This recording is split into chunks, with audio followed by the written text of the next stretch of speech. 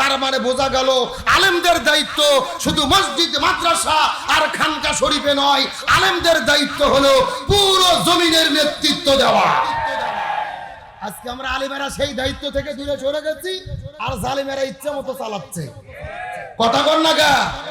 আর ইসলামপন্থীদের যখন বিজয় শুরু হয়, জালেমের ষড়যন্ত্র আছে না নাই? এই যে ঢাকা বিশ্ববিদ্যালয় ডাকসুতে, জাহাঙ্গীরনগর বিশ্ববিদ্যালয় জাকসুতে ইসলামী ছাত্র শিবির বিজয় লাভ করেছে। বাংলাদেশের নাস্তিক মোরতাদ বেঈমান তো দূরের কথা, ভারতের পর্যন্ত ঘুম হারাম হয়ে গেছে। ভারতের একটা নেতা, কংগ্রেস দলের নেতা, তিনি বলেছে যে ঢাকা বিশ্ববিদ্যালয় ডাকসুতে শিবির বিজয় লাভ করেছে, এটা অশনি সংকেত।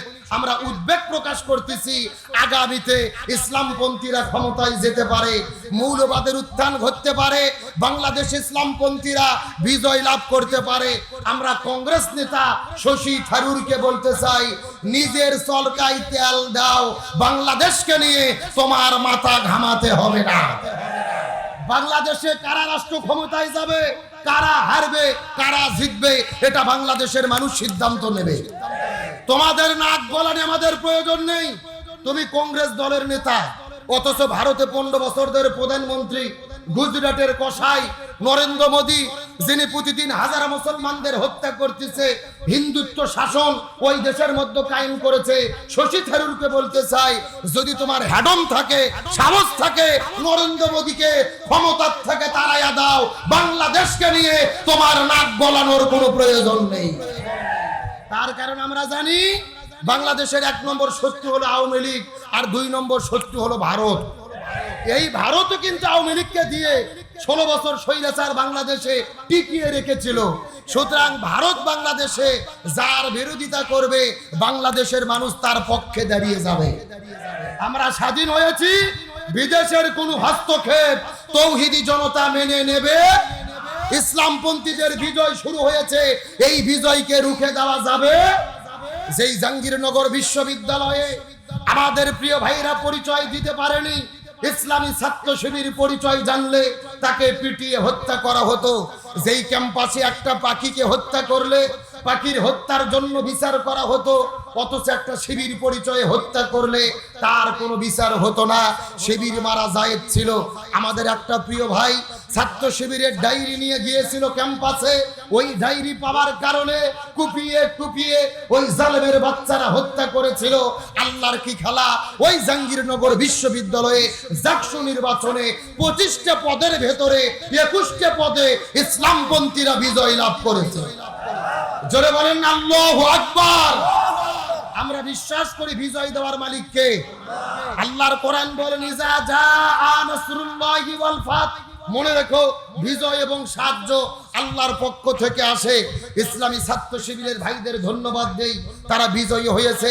গান বাজনা করেনি, মিছিল করেনি, আতশবাজি করেনি, নামাজের সিজদায় পড়ে গেছে, কান্না করে করে আল্লাহর কাছে দোয়া করেছে। বলেন আলহামদুলিল্লাহ। আমাদের প্রিয় ভাই জাকসুতে যিনি ভিপি পদপ্রার্থী ছিলেন আরিফ ভাই, যিনি হেরেও জিতে গেছে, তিনি জিতে গেছে, তিনি বলেছেন, আমি হেরে গেছি, আমার কোনো মনে কষ্ট নেই, আল্লাহ চাইনি তাই আমি নির্বাচিত হইনি, আল্লাহ হয়তো বা এর চাইতেও ভালো কিছু আমার জন্য রেখেছে। আলহামদুলিল্লাহ বলেন। এটা কমজোরি ইমানের কথা নয়, এমন কথা সবাই বলতে পারবে না। এক দল তো পরাজয় নিশ্চিত মনে করে আগেই বর্জন করে বিদায় নিয়েছে। আর আমাদের আরিফ ভাই বলেছে, আল্লাহ যা করে ভালোর জন্য করে। জিতুকে বুকের মধ্যে জড়িয়ে ধরে যে জিতেছে তাকে সংবর্ধনা দিয়ে ভালোবাসা দেখাইছে। এমন একটা বাংলাদেশের আমরা স্বপ্ন দেখি। আমরা আর হানাহানি কাটাকাটি দলাদলি চাই না। জনগণ যাকে সমর্থন করবে তারাই দেশ চালাবে। আমরা চাই একতাবদ্ধভাবে থাকতে। তবে জাকসু এই নির্বাচনগুলো প্রমাণ করেছে, আগামীর বাংলাদেশ হবে কোরআনের বাংলাদেশ, আগামীর বাংলাদেশ হবে ইসলামের বাংলাদেশ। আমরা বিশ্বাস করি তাদের এই জাকসু বিজয়ের মাধ্যমে সূচনা হয়েছে। আগামীতে পার্লামেন্টে ইসলাম কায়েমের মাধ্যমে আমাদের প্রকৃত বিজয় হবে ইনশাআল্লাহ। রাজশাহী বিশ্ববিদ্যালয় জাকসুতে নির্বাচন হবে, সেখানে ইসলামপন্থীরা বিজয় লাভ করবে ইনশাআল্লাহ। তাম বাংলাদেশে ইসলামপন্থীদের গণজোয়ার চলতেছে, এই গণজোয়ার ঠেকানো যাবে না। আগামীর বাংলাদেশ, ইসলামের বাংলাদেশ দেখতে কারা কারা রাজি আছেন দুটি হাত আল্লাহকে তুলে দেখা।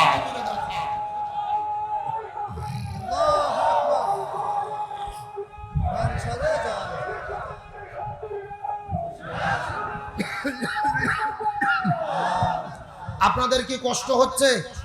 আলোচনা কি চলবে? মিনিট 30-এর টাইম কি দেওয়া যাবে? শেষ পর্যন্ত থাকবেন তো ইনশাআল্লাহ? দেখি থাকবেন না কারা কারা, একটু হাত তোলেন। আলহামদুলিল্লাহ, আলহামদুলিল্লাহ। সত্য সত্য শেষ পর্যন্ত কারা কারা থাকবেন একটু হাত টান টান করে উঠান, সবাই উঠান। হ্যাঁ, লিল্লাহি তাকবীর।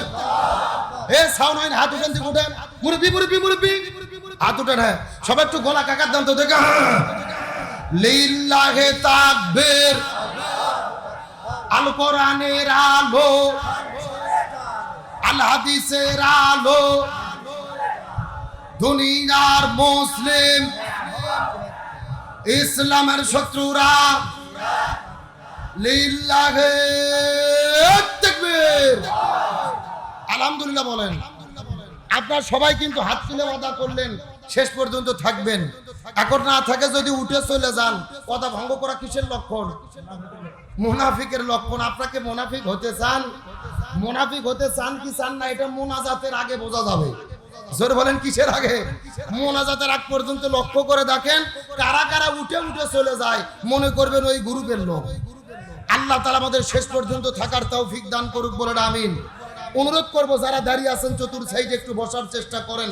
আলোচনা শুরু, তাহলে চিৎকার করে বলেন নবীজির জীবনকে অনুসরণ করা ফরজ করেছেন কে? আরো জোরে বলেন। তাহলে আমি বুঝাতে চাচ্ছিলাম, যেই নবীর তরিকায় নামাজ পড়তে হবে, ওই নবীর তরিকায় রাষ্ট্রপতি হতে, ওই নবীর তরিকায় জিহাদের ময়দানে যেতে, ওই নবীর তরিকায় শরীর থেকে রক্ত ঝরাতে, তার কারণ নবীর জীবনকে অনুসরণ করাটাকে ফরজ করে দিয়েছেন কে?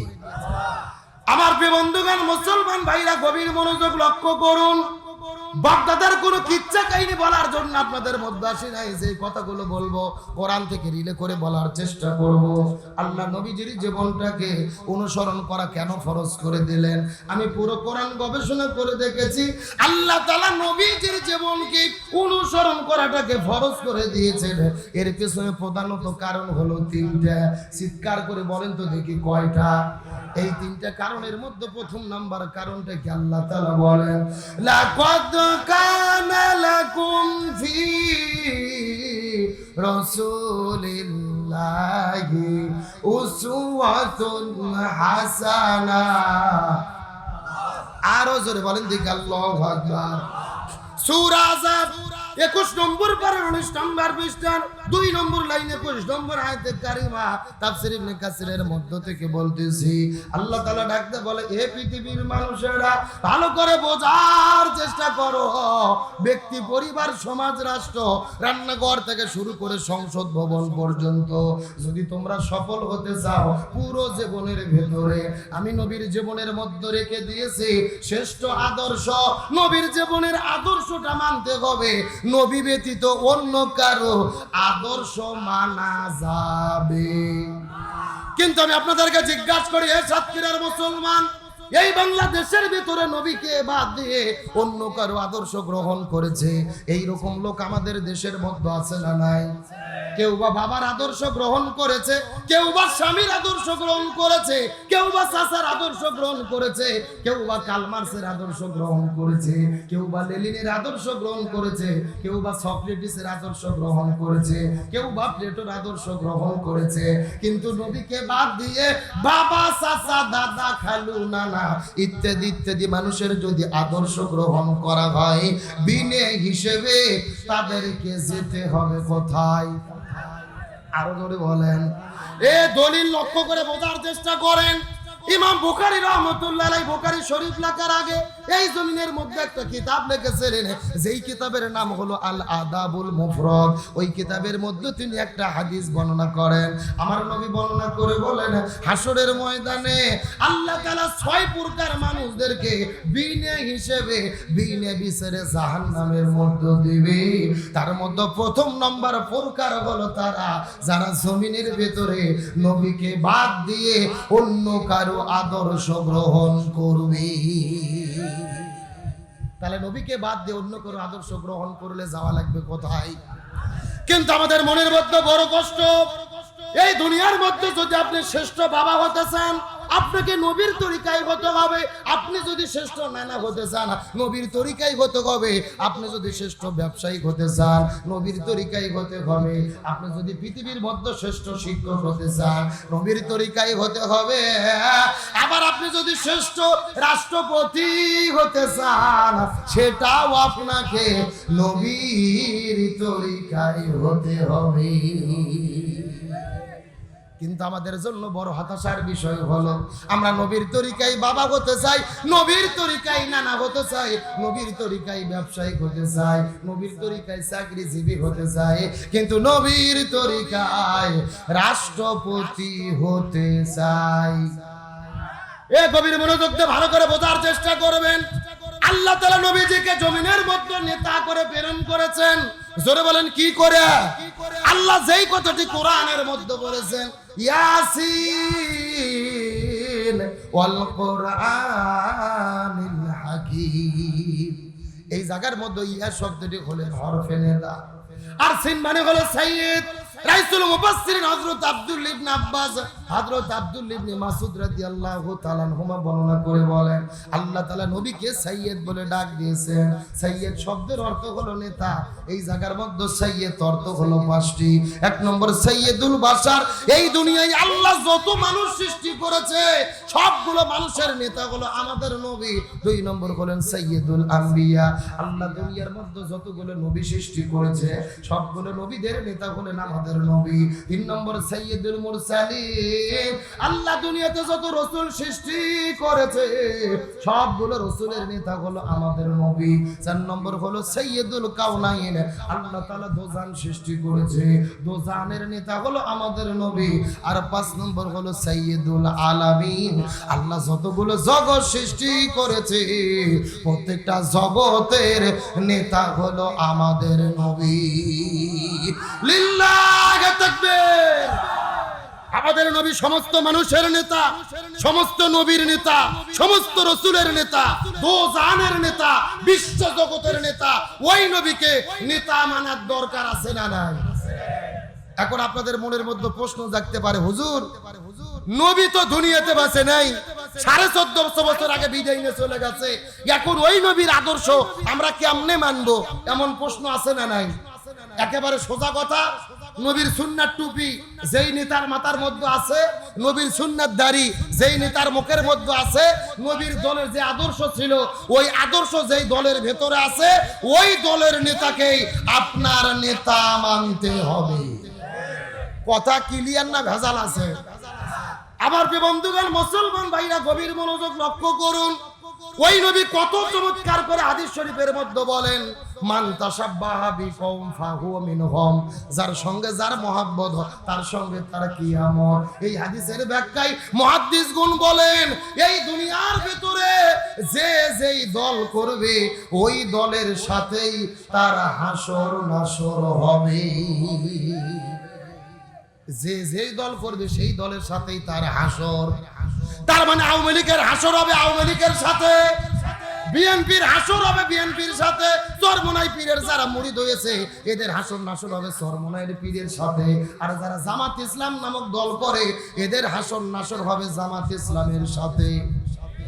এখন হয়তো বলবেন, হুজুর আপনি দলিল দেন।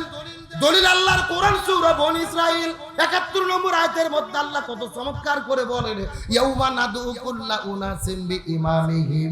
আল্লাহ তাআলা কত চমৎকার করে বলেন, এই মানুষেরা ভালোভাবে বুঝে নাও, ওই হাসরের ময়দানে কোন মানুষ কিন্তু একা থাকবে না। হাসরের ময়দানে প্রত্যেকটা মানুষের সামনে থাকবে তার নেতা। সামনে থাকবে কে? এ মুরব্বি মুরব্বি মুরব্বি, না না, লক্ষণ তো ভালো মনে হচ্ছে না। ইসলামী নেতার কথা শুনে উঠে যাওয়া কিন্তু লক্ষণ ভালো না। ও যদি পেশাব করে জাগার মাল জাগাত ফেরত না আসে, তাহলে মনে করবেন ভেজাল আছে। তাহলে জোরে বলেন, প্রত্যেকটা মানুষের সামনে কে থাকবে? সবাই কথা বলেন, কে থাকবে? ওই হাসরের ময়দানে আমিও একা থাকবো না, এই মুরব্বি একা থাকবে না, আমার এই চাচাটাও কিন্তু একা থাকবে না। প্রত্যেকটা মানুষের সামনে থাকবে তার নেতা। এটা আমার বক্তব্য নয়, সরাসরি আল্লাহর কোরআনের বক্তব্য।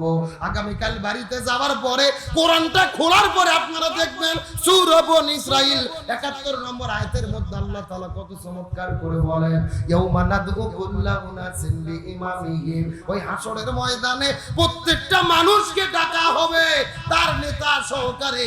এই আয়াতের তাফসীর করতে গিয়ে মুফাসসিরগণ বলেন, তার দ্বারা বোঝা গেল এই দেশের মধ্যে গত ১৬ বছর ধরে আওয়ামী লীগ নামক যারা দল করেছে, ওই হাসরের ময়দানে দেখা যাবে তাদের সামনে প্রথম দাঁড়িয়ে যাবে বঙ্গবন্ধু শেখ মুজিবুর রহমান, তারপরে দাঁড়িয়ে যাবে ১৬ বছরের প্রধানমন্ত্রী স্বৈরাচার কাঁঠাল রানী হাসিনা।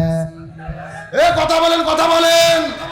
তারপরে ওবায়দুল কাদের, অন্যান্য নেতা কর্মীরা, এই দেশের মধ্যে বিএনপি নামক যারা দল করে, হাসরের ময়দানে লক্ষ্য করে দেখা যাবে তাদের সামনে প্রথম দাঁড়িয়ে যাবে শহীদ প্রেসিডেন্ট জিয়াউর রহমান, তারপরে বেগম খালেদা জিয়া, তারেক জিয়া, মির্জা ফখরুল ইসলাম আলমগীর, তারপরে অন্যান্য নেতা কর্মীরা। এই দেশের মধ্যে চরমোনাই পীরের যারা মুরিদ হয়েছে, হাসরের ময়দানে দেখা যাবে তাদের সামনে প্রথম দাঁড়িয়ে যাবে মরহুম পীর সাহেব হুজুর, তারপরে মুফতি ফয়জুল করিম রেজাউল করিম। এই দেশের মধ্যে যারা জামাত ইসলাম নামক দল করে, হাসরের ময়দানে দেখা যাবে তাদের সামনে প্রথম দাঁড়িয়ে যাবে এই দলের প্রতিষ্ঠাতা আল্লামা সৈয়দ আবুল আলা মওদুদী রাহিমাহুল্লাহ, তারপরে দাঁড়িয়ে যাবে মাওলানা মতিউর রহমান নিজামী, অধ্যাপক গোলাম আজম, তারপরে দাঁড়িয়ে যাবে কোরআনের পাখি শহীদ আল্লামা দেওয়ার হোসেন সাইদি, আমির জামাত ডক্টর শফিকুর রহমান, অন্যান্য নেতা কর্মীরা। তার মানে দুনিয়ার মধ্যে যে যেই নেতাকে মানবে হাসরের ময়দানে তাকে নেতা হিসেবে পাবে। এখন আপনি কথাটা ভালো করে বোঝার চেষ্টা করেন। এই জমিনের ভেতরে আপনি এমন নেতার পেছনে ঘুরেছেন যেই নেতা জনগণের চাল ডাল গম চুরি করে খায়, রাস্তার মধ্যে রড বালু সিমেন্ট চুরি করে খায়, ব্রিজ করার দায়িত্ব পাইলে ওই ব্রিজের মধ্যে রডের বোতলে বাঁশ ঢুকে দেয়, আলেমদেরকে জেলে বন্দি করে, দেশের টাকা চুরি করে বিদেশের মধ্যে নিয়ে যায়। এমন নেতার পেছনে যদি দুনিয়াতে ঘুরে থাকেন, আল্লাহর কোরআন বলতেছে তাহলে আপনারা ধরা খাইয়ে বসে আছেন। কথা কোন, কথা কোন? নেতা মানা দুনিয়ার কোনো বিষয় নয়। এই দুনিয়াতে যাকে নেতা মানবেন, হাসরের ময়দানে তাকে সামনে নেতা হিসেবে পাবেন।